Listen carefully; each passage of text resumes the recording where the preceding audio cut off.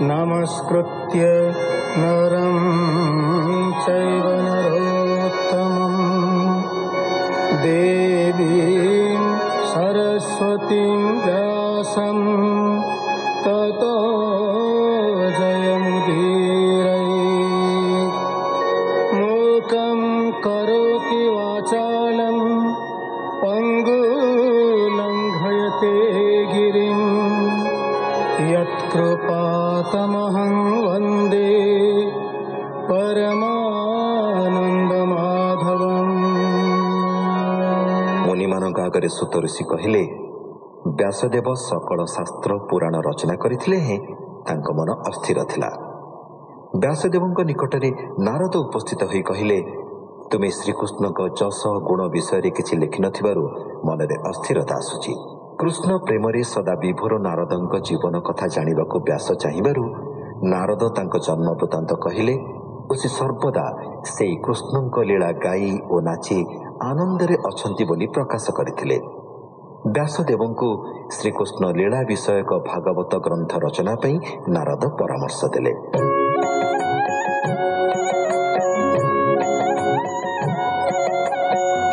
ମୋର ଜୀବନ କୃତକୃତ୍ୟ ଶୁଣ ହେ ସତ୍ୟବତୀ ସୁତ, ସେ ବିନୁ ନ ଜାଣଇଆନ ମୋ ସର୍ବଗତି ଭଗବାନ। କୃଷ୍ଣ ଭକତି ଭାବ ଭୋଳେ ମୋହି ଗମଇ ଅନ୍ତରାଳେ, ଦେବଙ୍କ ମଧ୍ୟେ ମୋହି ଥାଇ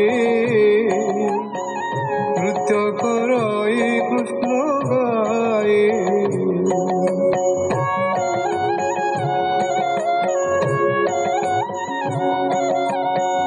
ହରିର ଭୟ ଚରଣ ଅଶେଷ ତୀର୍ଥଙ୍କର ସ୍ଥାନ, ସେ ପାଦ କଲେ ସୁମରଣ ଶୀଘ୍ରେ ମୋ ଚିତ୍ତେ ନାରାୟଣ। କୃଷ୍ଣର ଗୁଣ ଗାଥା ଘୋଷି ଆନନ୍ଦେ ସୁଖ ନାବେ ବସି, ଏଳେ ତରିବେ ହରି ଗାଇ ଅନ୍ୟଥା ସୁଖଲେ ସନାହି।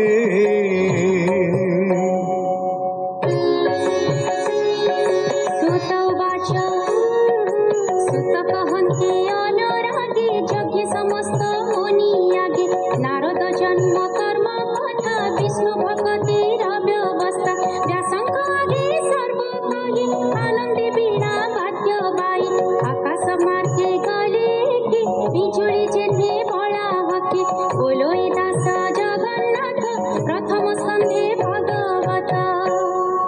इति श्रीमद् भागवते महापुराणे पारमहंसं संहितायां प्रथम स्कंधे व्यास नारद संवादे षष्ठो अध्यायः। शौनक उवाच एमन्ते शुक मुख शुणि शौनकादि सर्वमुनि सुत मुनिଙ୍କ मुख चाहि पुଣି ପୁଛନ୍ତି ଭାବ ବହି, ବ୍ୟାସଙ୍କୁ ଛାଡ଼ି ଗଙ୍ଗା କୂଳେ ନାରଦ ଗଲେ ଯେତେବେଳେ ଚିତ୍ତେ ସଂଶୟ ଯେତେ ଥିଲା ନାରଦ ବାକ୍ୟେ ଦୂର ହେଲା ପୁଣି କି କଲେ ପୁଣ୍ୟ ଦେହା କହ ଆମ୍ଭଙ୍କୁ ଯେବେ ଦୟା ଏମନ୍ତେ ମୁନିଙ୍କ ପ୍ରସନେ କୃଷ୍ଣ ମହିମା ଶୁଣି କର୍ଣ୍ଣେ ସୁତ କହନ୍ତି କୋଶ ଚିତ୍ତେ ମୁନି ଜନଙ୍କ ରଗ୍ରତେ